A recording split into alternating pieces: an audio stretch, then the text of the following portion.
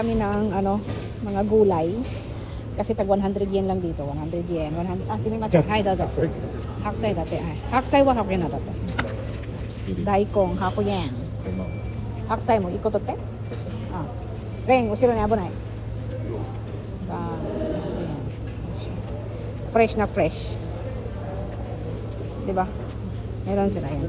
Tag 100 yen lang yan. Buntis ako mga day. Dito kami ni Kulaw, dito ako gustong pumunta para kumain ng isda na yung isda na maliliit ba, fresh na fresh.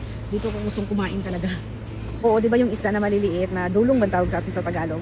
Fresh na fresh talaga siya, ini-steam tapos panaibabaw sa kanin na mainit, tapos lagyan ng konting tuyo. Nako dahil sobrang sarap. Tapos may sabaw.